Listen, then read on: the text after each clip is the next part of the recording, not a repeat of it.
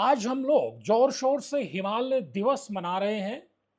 हिमालय की आबो हवा को दूषित होने से बचाना है, ये चिंता लाजमी भी है। लेकिन हिमालयी राज्य उत्तराखंड की सामाजिक आबो हवा किस तरह खराब हो रही है, इसको लेकर के हम कब संजीदा होंगे। दोस्तों नमस्कार, दिनोडा के खास political show pure politics with Pawan में आपका स्वागत है। चार तस्वीरें आज आपके सामने हम रखते हैं। जब हम हिमालय दिवस मना रहे हैं तब हिमालयी राज्य की ये चार तस्वीरें हमारी आंखें खोलेंगी कि हम किस तरह के माहौल में हैं, उत्तराखंड किस दिशा में बढ़ रहा है। पहली तस्वीर आप देख चुके हैं, हरिद्वार शहर में भरे बाजार दिन दोपहर किस तरह से एक ज्वेलरी शोरूम में डकैती हो जाती है और आज तक डकैत फरार हैं। शहर में कानून व्यवस्था की ये तस्वीर है।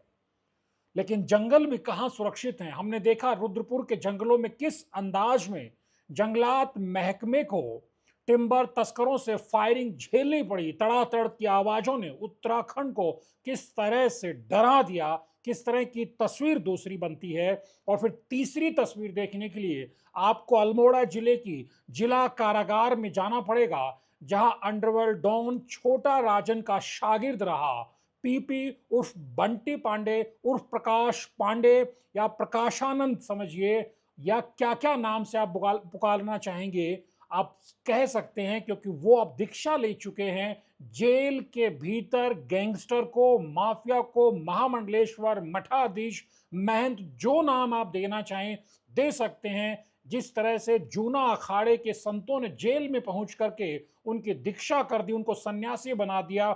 ये तीसरी उत्तराखंड की तस्वीर है, शहर, जंगल, जेल। और अब चौथी तस्वीर रुद्रप्रयाग से, गढ़वाल से आती है, जहां हम देखते हैं कि कुछ ग्रामीण इलाकों में ऐसे पोस्टर होर्डिंग लगाए जाते हैं कि वहां गैर हिंदू या रोहिंग्या मुसलमानों को नहीं घुसने दिया जाएगा, वो किसी भी कामकाज के सिलसिले में गांव में दाखिल नहीं हो सकते हैं। बाद में बवंडर मचा तो ये कहा गया कि बाहरी लोग न आए, लेकिन भावना वही की वही है। अपने आप में पहली नज़र में ये तमाम जो होर्डिंग्स हैं, ये सामाजिक सौहार्द को बिगाड़ने का संदेश तो देते ही हैं, लेकिन ग्रामीणों के मन में ये बात कैसे घर कर गई कि बाहर से अगर लोग आएंगे, फेरी वाले लोग आएंगे, बाहरी लोग कारोबार करने के लिए आएंगे, तो गांव की आबो हवा को खराब कर सकते हैं। यानी ये चारों तस्वीरें आपको क्या दिखाती हैं?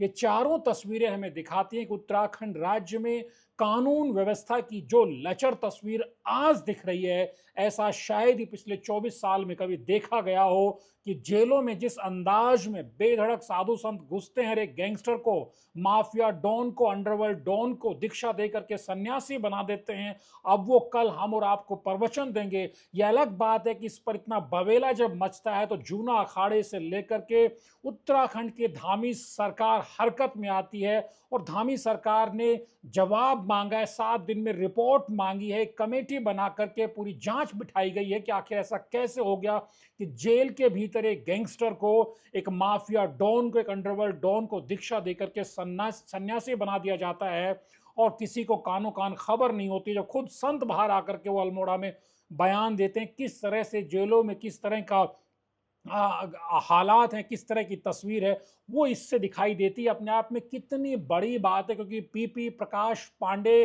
के नाम से सभी लोग भिज्ञ हैं, वो बहुत कुख्यात हैं। आप जानते हैं कि वो अल्मोड़ा, रानीखेत से गैंगस्टर की दुनिया में, अपराध की दुनिया में, जराइम की दुनिया में कदम रखने के बाद मुंबई में अंडरवर्ल्ड में रहते हुए छोटा राजन के साथ रह करके, और यहाँ तक कि किस्से कहानियां बताई जाती हैं कि पीपी पाकिस्तान तक गए थे दाऊद इब्राहिम पर हमला करने के लिए, दाऊद इब्राहिम को मारने के लिए। बहुत सारी बातें, लेकिन कितनी सारी हत्याओं के, फिरौती के, उगाही के, अपहरण के बहुत सारे मुकदमे पीपी पर चल रहे हैं। और ये अंडरवर्ल्ड डॉन फिलहाल अल्मोड़ा की जेल में आजीवन कारावास की सजा काट रहा। उत्तराखंड की Pauri jail, Haridwar jail, Sitarganj jail, तमाम जेलों में रह चुका है। लेकिन जेलों में किस तरह से खेल खेला जा रहा है कि एक दुर्दांत अपराधी को जो आजीवन कारावास काट रहा है, सजा काट रहा है, उसको दीक्षा दे करके संत महंत बना दिया जाता है और जूना अखाड़े की कुछ प्रॉपर्टीज भी, उनको जो मठ और मंदिर हैं वो देने की बात आती है। उसके बाद जब बवाल मचता है, मीडिया में बवंडर उठता है, तो एक तरफ सरकार हरकत में आती है, दूसरी तरफ जूना अखाड़ा भी इस पर जांच बिठा देता है।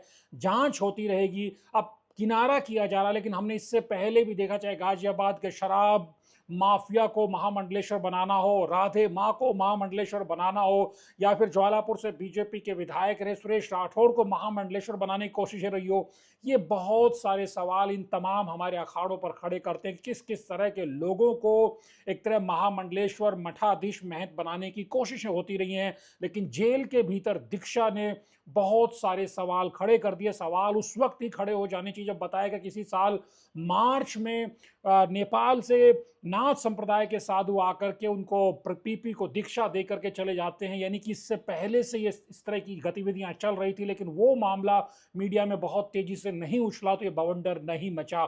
उसके बाद हमने देखा कि किस अंदाज में जो रुद्रप्रयाग की घटना है वो अपने आप में डराने वाली भी है और हैरान करने वाली भी है, क्योंकि पर्वतीय क्षेत्र शांत क्षेत्र है। वहां देवभूमि में रुद्रप्रयाग जिला समझिए केदारनाथ धाम है, वहां पर अगर ग्रामीणों को अपने गांवों के बाहर ये होर्डिंग्स लगाने पड़ रहे हैं, ये बोर्ड, ये कटआउट लगाने पड़ रहे हैं कि साहब हमारे यहाँ पर बाहरी लोग ना आए। उससे पहले तो लिखा गया था बाकायदा कि गैर हिंदू रोहिंग्या मुसलमान न आए। तो क्या समझ जाए कि कानून व्यवस्था पर सवाल खड़ा नहीं करता है? क्या वास्तव में पर्वतीय क्षेत्रों के अंदर गैर कानूनी तरीके से रोहिंग्या घुस गए हैं, या फिर वहां गैर कानूनी गतिविधियां चल रही हैं? हमने चमोली की घटनाएं देखी थी, वहां किस अंदाज में नाम बदल करके, लोग बदल करके वहां रह रहे थे, उसके बाद किस तरह से लॉ एंड ऑर्डर का बवाल वहां खड़ा हो गया था। ये अपने आप में बड़ा सवाल है, क्योंकि जब ग्रामीण इस लेवल तक मजबूर हुए हैं तो ये अपने आप में निश्चित तौर पर एक तरह से सामाजिक सौहार्द को बिगाड़ने वाली बात है। क्योंकि देश में कोई भी व्यक्ति किसी जाति धर्म का हो, कहीं भी जाकर के व्यापार कारोबार कर सकता है, लेकिन ग्रामीणों को इस स्तर तक आकर के मजबूर क्यों होना पड़ रहा है कि वो ऐसे होर्डिंग बोर्ड लगाते हैं? ये कानून व्यवस्था की हमारी ताजा स्थिति की बानगी पेश करता है कि क्या पुलिस का खौफ नहीं है? क्योंकि कोई भी अगर मिस्चीवियस असामाजिक तत्व, शरारती तत्व अगर पर्वतीय क्षेत्रों में शांतवादियों को में अगर विघ्न डालने की कोशिश करता है, तो हमारी पुलिसिंग की व्यवस्था इतनी दुरुस्त, इतनी मजबूत क्यों नहीं है कि ग्रामीणों को इस तरह मजबूर होकर के ये होर्डिंग लगाने पड़ रहे हैं? ये सवाल खड़े करता है। उसके बाद हमने जो दूसरी तस्वीर की बात की, हमने देखा किस तरह से उधम सिंह नगर जिले में जंगलात विभाग के यानी फॉरेस्ट महकमे के लोगों पर किस तरह फायर झोंका जाता है तस्करों के जरिए। ये बताता है कि हमारे जंगल भी सुरक्षित नहीं है, और किस बेखौफ अंदाज में जो टिम्बर माफिया, लकड़ी तस्कर हैं, वो हमारी पुलिस व्यवस्था को सलामी भेज रहे हैं। ठीक उसी अंदाज में जिस अंदाज में हरिद्वार में हमने देखा कि किस तरह से शरे बाजार भरी दोपहरी में महज 15-20 मिनट में हथियारों के दम पर जिस अंदाज में डकैत घुसते हैं एक शोरूम में, एक ज्वेलरी शोरूम में, वहां लूट मचाई जाती है। कहा जाता है कि 5 करोड़ की डकैती डाली गई है। ये तस्वीरें आज हिमालय दिवस पर, जब हम हिमालय की आबो हवा बचाने की बात कर रहे हैं, उस पर चिंता जता रहे हैं, तब हमें मजबूर कर रही हैं कि कानून व्यवस्था के मोर्चे पर हमारी सरकार को, हमारी पुलिस को बहुत ज़्यादा संजीदगी से चौकन्ना होकर के काम करना पड़ेगा, और स्वीकारना पड़ेगा कि उसकी कहाँ उससे चूक हो रही है कि ना हमारे शहरों में जिस तरह के हालात है कि वहाँ डकैती पड़ जाती है, जंगल में जिस तरह फॉरेस्ट के महकमे के कर्मचारियों पर जिस तरह से तस्कर फायर खोल देते हैं, फायर झोंक देते हैं, ये क्या संदेश देता है? हमारी जेलों के अंदर भी झांकने का मौका हमें मिला है। गैंगस्टर, अंडरवर्ल्ड डॉन पीपी की दीक्षा होने के बाद से रुद्रप्रयाग के हालात हमारे सामाजिक ताने बाने के लिए बहुत बड़ा खतरे का संकेत है। क्योंकि इस तरह की घटना हमने पुरोला क्षेत्र में भी देखी है। किस तरह से हालात जब इस तरह होते हैं, तो दो समुदायों के बीच जब तनाव पैदा होता है, तो इसमें सिर्फ नुकसान इंसानियत का होता है। तो क्या समझा जाए कि कानून व्यवस्था के मोर्चे पर नए सिरे से हमारी पुलिस और हमारी सरकार सोचेगी? तनुज अड्डा के वीडियोज को लाइक कीजिए, शेयर कीजिए, चैनल को सब्सक्राइब करना मत भूलिए। नमस्कार।